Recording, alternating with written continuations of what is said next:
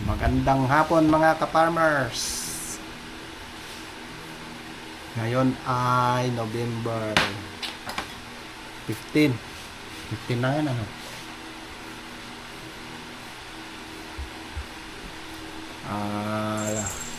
Ang oras ngayon mga ka-farmers, alas 4 ng hapon. Yun. Ngayon mga ka-farmers,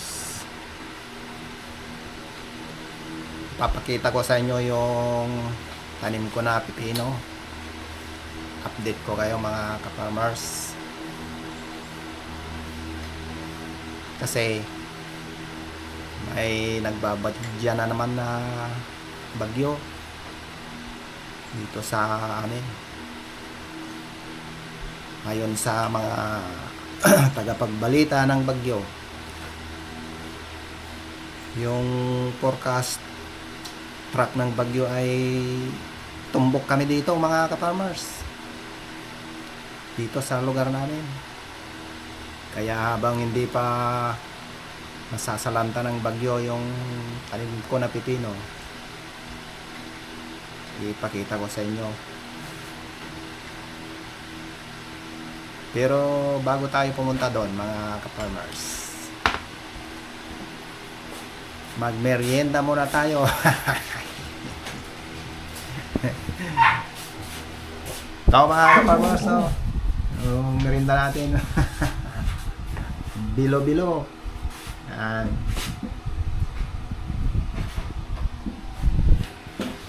Ginawa ni Mrs. nung nakaraan.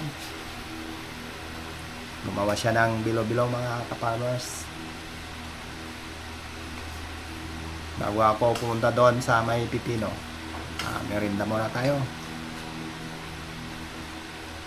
Kasi katatapos ko lang ginawa itong bahay mga ka-farmers. Tinatibayan ko yung bahay namin. Baka hindi pa rin ng bagyo yung bubong.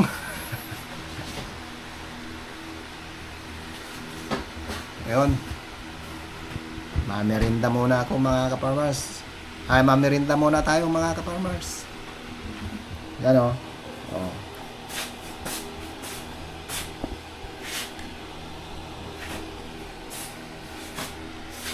Merinda tayo mga ka-farmers.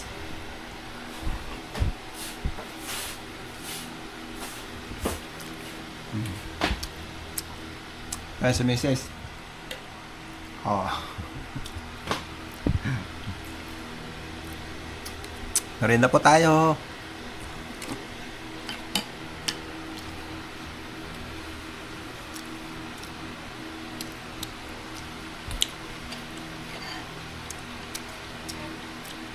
Kakatakot na naman yung bagyo mga ka-farmers. Sabi nila maging super typhoon daw.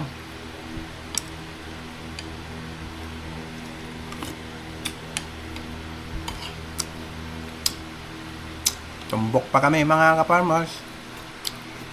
Dito yung daanan niya.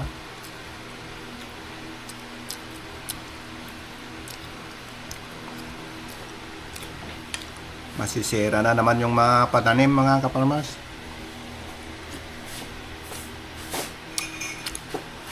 Pananim na mga gulay.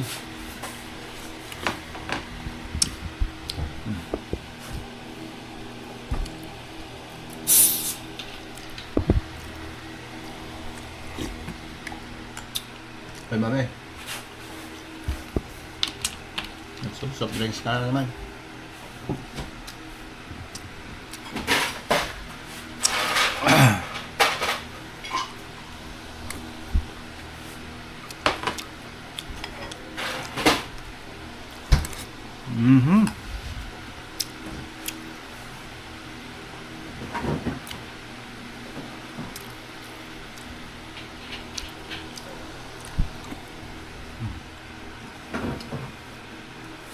Dami yung surprise mo yan.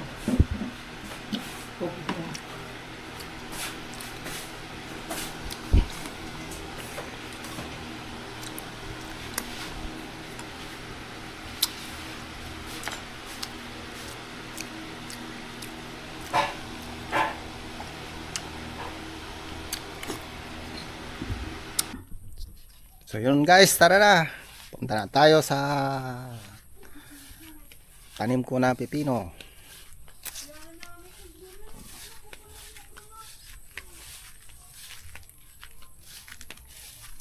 Makulimlim guys. Makulimlim ang panahon. No. Talagang madilim yung ulap.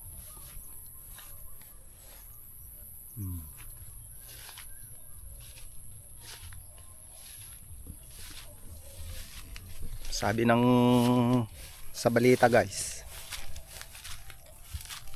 ano daw sa linggo mararamdaman na dito sa amin yung ano, agupit ni Pipito,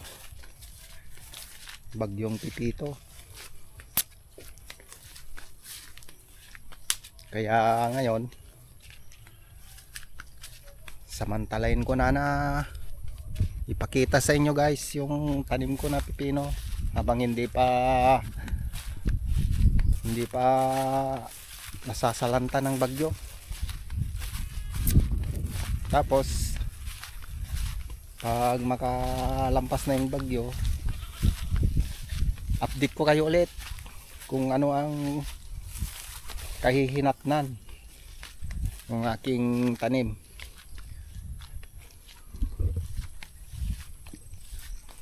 Para makita nyo guys kung paano wasakin ni bagyong Pipito. Oh, dito na tayo guys. Yan. Ito na yung tanim ko guys na pipino oh. Oh. Ay, ngayon ang gagawin ko guys, proning ko siya. Tanggalin ko itong mga dahon na ano, matanda na ano, para yung ano lang, ito lang yung dito lang tayo mag-concentrate guys sa pinaka main na ano, puno niya. Ito. Alisin natin tong mga dahon niya na medyo matanda na.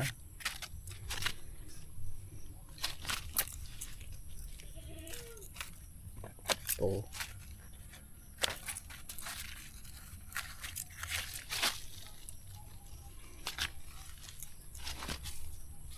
Lapit nang mamunga ito guys.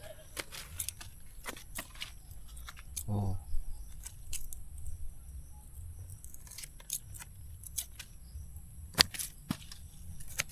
Pati itong mga bulaklak dito sa baba guys, alisin natin.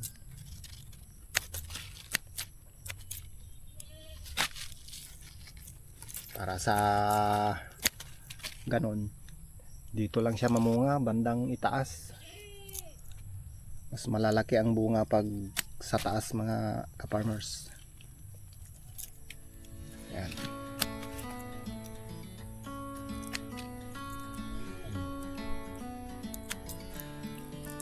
Alisin natin lahat ng mga nandito sa baba na dahon.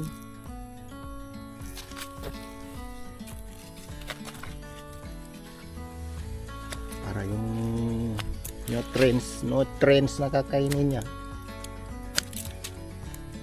diretso dito taas.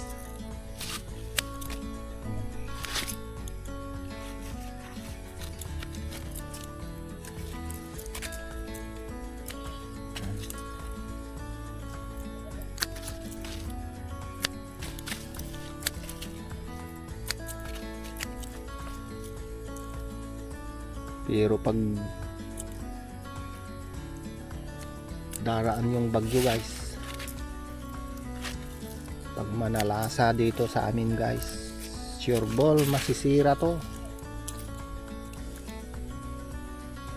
Hindi ko alam kung anong mangyayari dito sa mga tanim ko guys. Oh yan oh.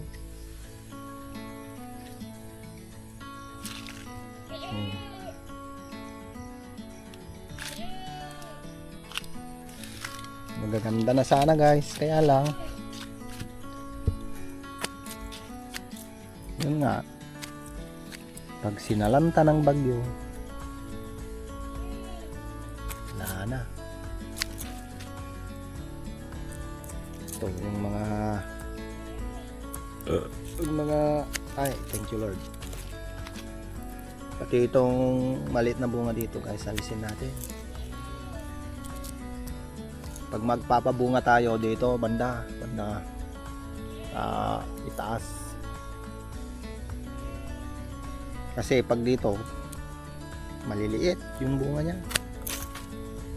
Kung magpabunga tayo dito sa bandang ibaba, ay mas maganda. Taas, ito sa taas.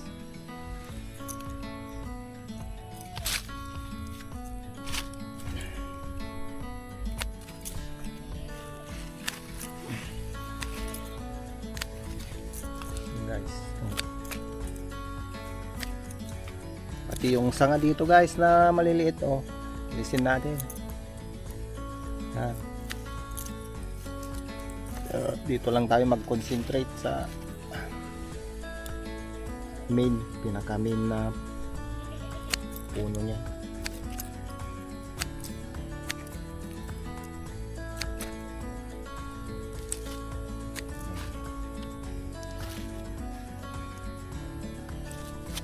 Ito guys, yung sanga ito, tanggalin natin. Huwag kayong manghinayang guys na tanggalin yung mga maliliit na sanga,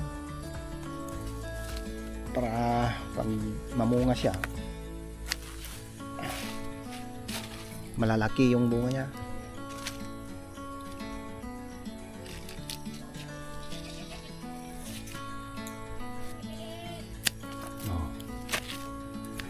Yung sanga na to guys, isin nyo pag yung tanim nyo ay may sanga dito sa baba, isin nyo guys.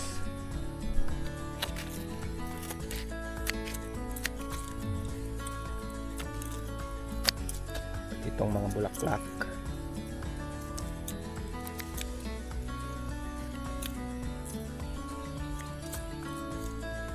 yung mga sanga na ganyan, maliliit na sanga.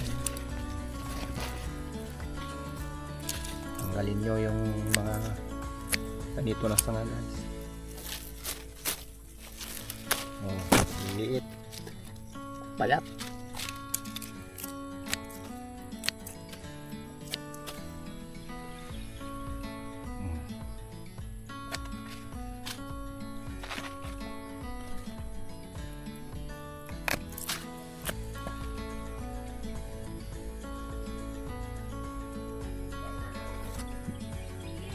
Nung bumili ako nito guys, yung tinanim ko na buto,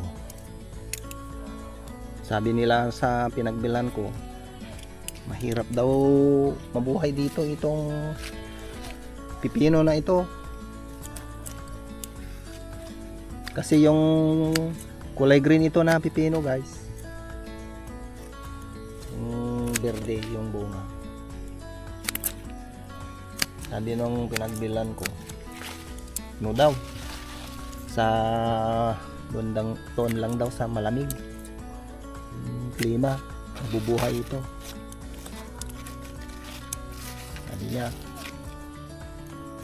baka hindi mabuhay dito kasi mainit daw yung klima. Tapos sabi ko, subukan ko.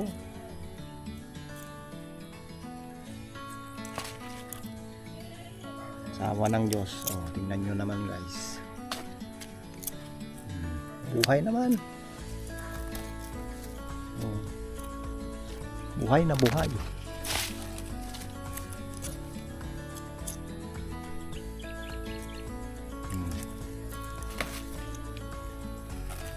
Tingnan itong sanga na to guys,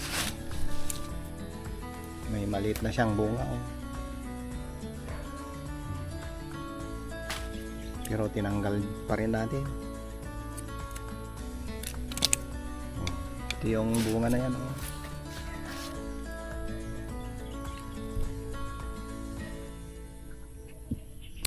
So yon guys, yan oh, tapos ko nang naproningan itong isang side. Ito yung mga bulaklak sa baba, tinanggal ko lahat yan, mga bulaklak, para dito sa bandang itaas, dito mamumunga guys. Mas malalaki pag dito sa taas. Dalawang bisis ko na tinanaman ito guys, kasi yung nangyari nung una na bumili ako ng buto ng pipino,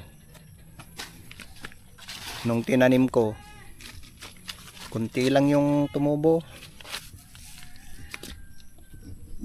Yung binili ko na isang sashi, halos 70 na buto yon ang laman niya. Siguro wala pa sa 10 yung tumubo.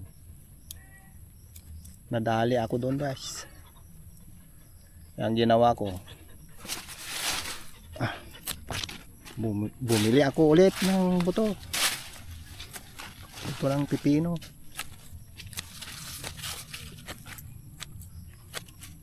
Tapos tinaniman ko ulit. Ang ginawa ko, yung isang butas na ganyan, yung dalawa na buto ang nilagay ko. Baka ako hindi na naman tutubo lahat, kaya dalawang buto doon sa isang butas ang ginawa ko. Kaya ito siya ngayon oh, dalawa dalawang puno sa isang butas.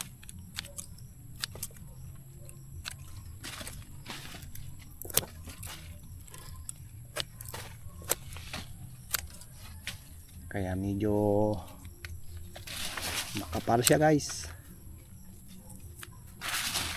Dapat sana ito isang butas, isang puno lang. Paano kasi yung una na nabili ko hindi naman tumubo. Kaya nung nagtanim ako, dinalawa ko na.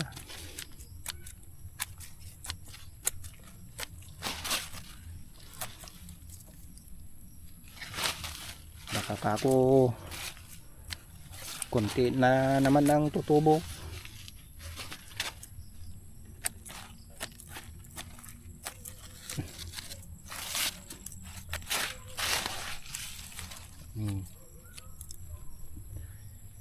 Oh, yan guys.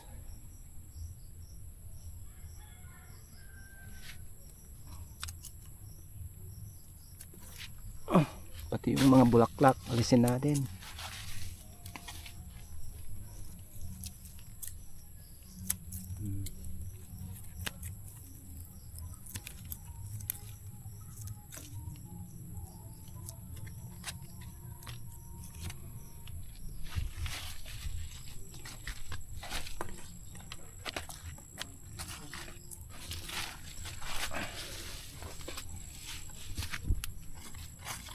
Pag magtanim kayo ng pipino guys,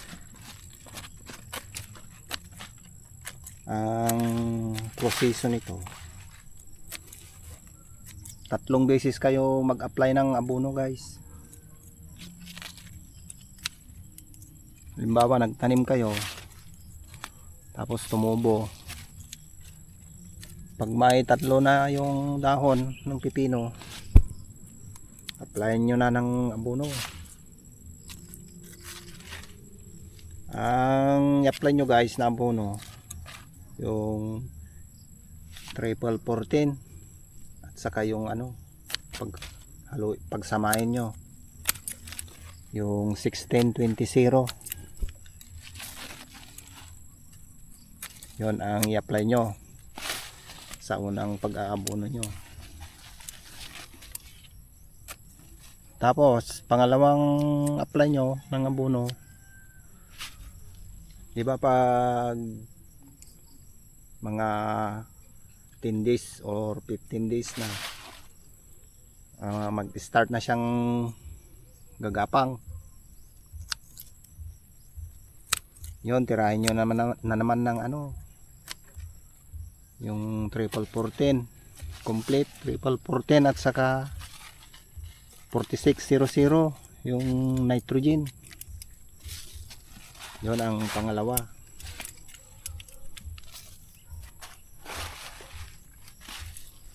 Tapos yung pinakalas,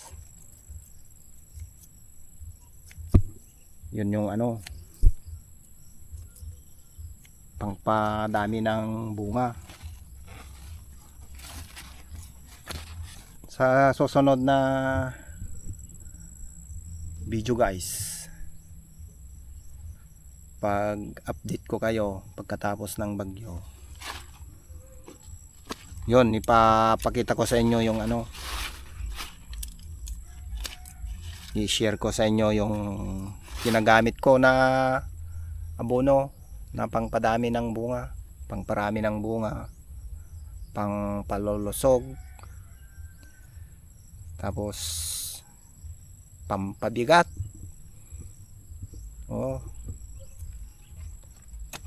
Abangan nyo guys yung video na yon, at i-share ko sa inyo yung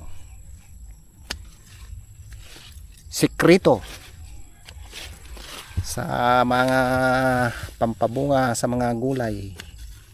Kahit guys, gulay, prutas, palay, yun ang ginagamit ko na pampadami ng bunga.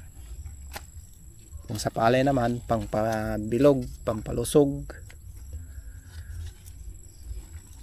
pampabigat.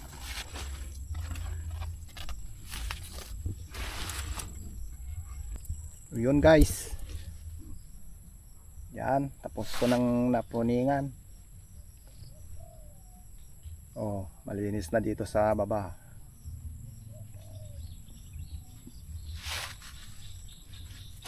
Para hindi pagbayan ng mga insekto. Madami kasing insekto dito guys.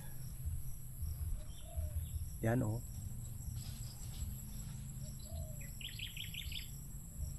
kaya lang pag dumaan dito yung bagyong Pipito, iwan ko lang kung anong kahihinatnan nitong mga tanim ko guys, lalo na pag malakas. Sabi kasi sa balita, abot daw ng super typhoon si bagyong Pipito. Huwag naman sana Lord.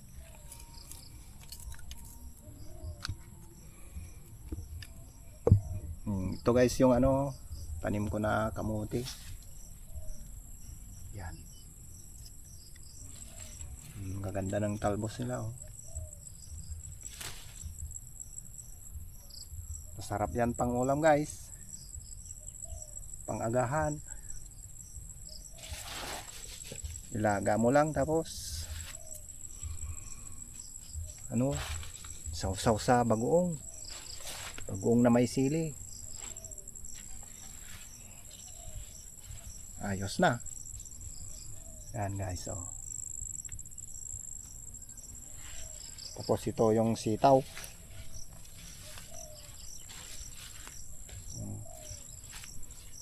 Pag ito dinali ng bagyo guys, wala na, wasak lahat to.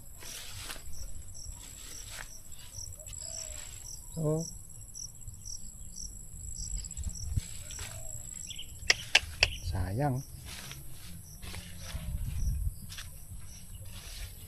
Sana lumihis na lang yung bagyo.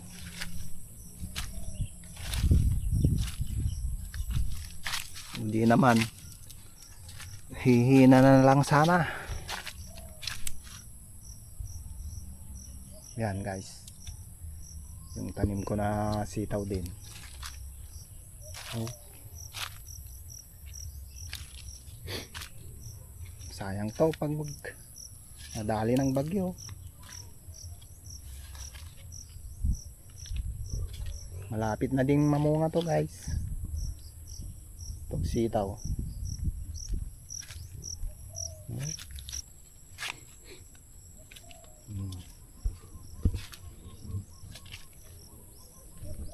Oh. Yan. May bulaklak na oh. Oh.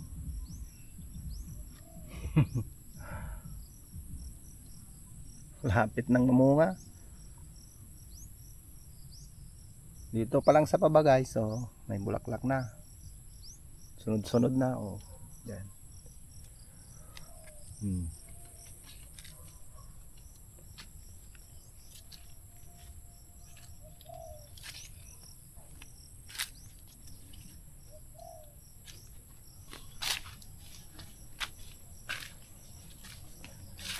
Guys, oh, kasampa na yung iba, oh. Oh. Dito guys, banda. Pag dito dito lalabas yung bunga niya. Yung sorbol yon malalaki. Yan. Kaya lininis natin sa baba.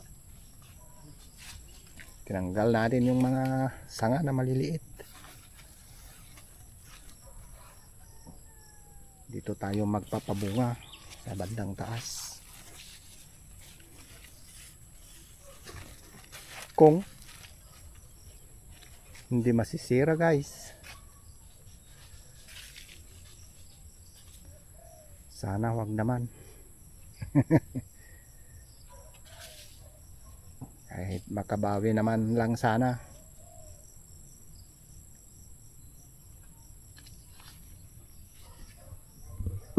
Oh, yan guys.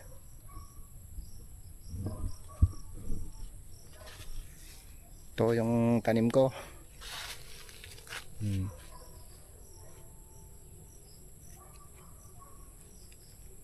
Pipino at sitaw. Ito rin yung pinagkakaabalahan ko guys. Kasi wala naman akong steady na trabaho. Dito lang naman sa bukid. Kaya pag walang magtatrabaho sa bukid, dito ako guys. Sa pagtatanim ng gulay.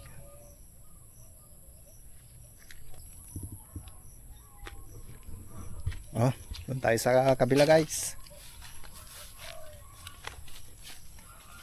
Mga tanim ko doon sa tabing bahay.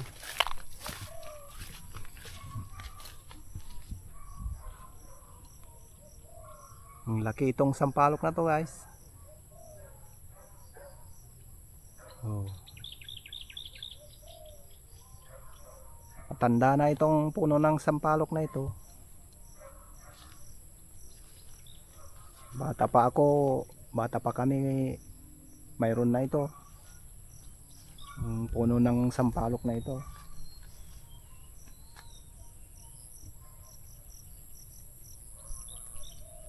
Tapos dito banda guys. Ito. Dito yung bahay namin dati. Dito banda. Nung bata pa kami. Dito nakatirik yung bahay namin.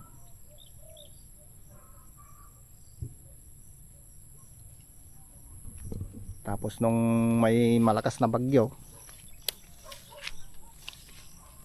nadaganan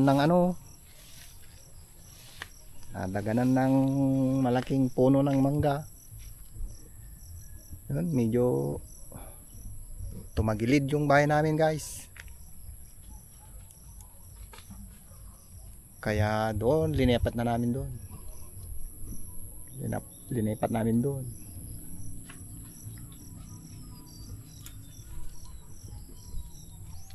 Yun guys. Doon tayo sa kabila.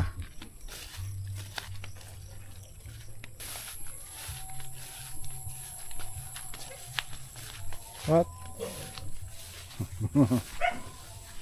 Fred, Panam? What? Ay. Oh, bye friend, no, Domingo pa. Domingo.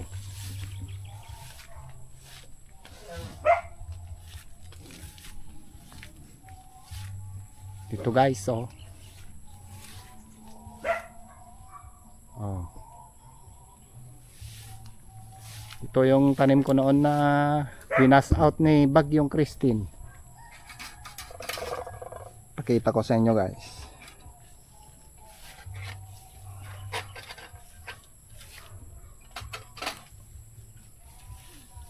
Oh. Nakasurvive pa rin guys. Oh. Yan. Ang ginawa namin guys, ito. Dinagyan namin ng suporta yung mga poste niya. Pinatayo namin, tapos dinagyan namin ng suporta.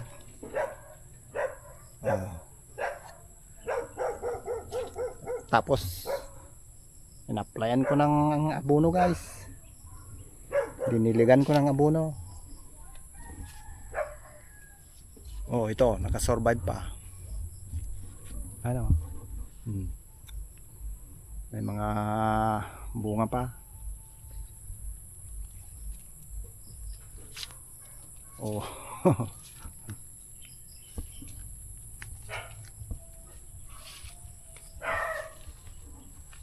Oh, yan guys, oh. Oh, gaganda. Gaganda pa rin yung bunga niya.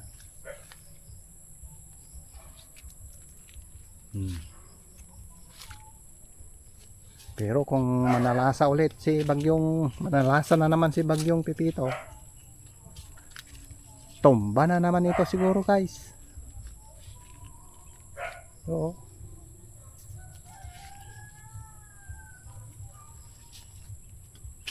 Matutumba na naman siya.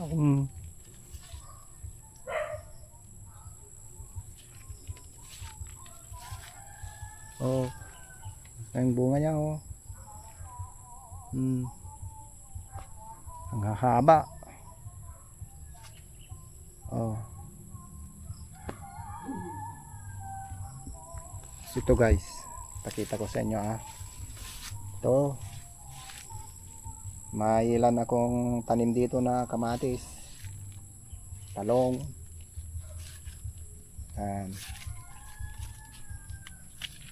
Oh.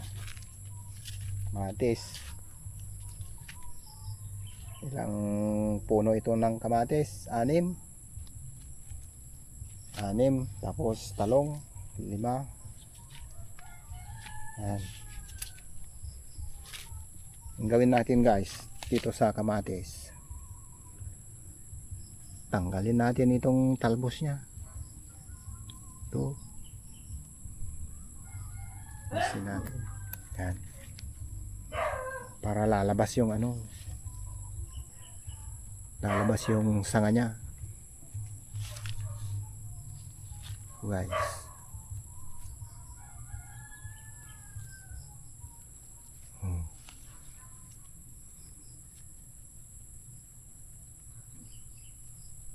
Kasi kung madami yung sanga, madami rin ang bunga. Kasi doon sa sanga niya, doon manggagaling yung ano, doon siya magbubunga. Halimbawa lumabas yung sanga dyan, oh, nagbubunga na naman yung sanga niya, ganyan. Kaya alisin natin ito. Kasi pag di natin inalis yun, tataas ng tataas yun, lalaki ng lalaki, tataas ng tataas. kunti ang maibunga niya. Guys, yan ang technique sa kung paano magbunga ng madami ang kamatis. Itong talong guys, may bulaklak na siya.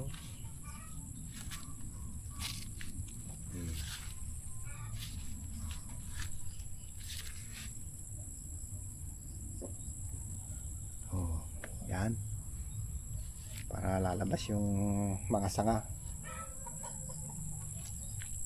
Tsaka ito guys, patula. May tanim din akong patula.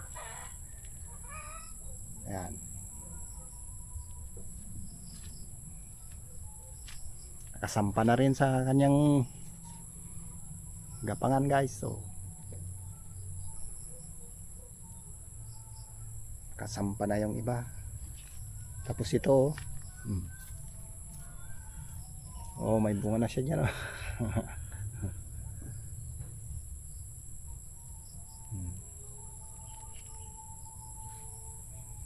Sana huwag masira sa bagyo. Kasi sayang naman pag masira guys.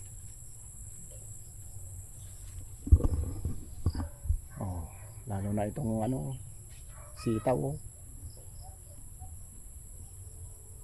Yung sitaw nga may second chance. Tao pa kaya guys?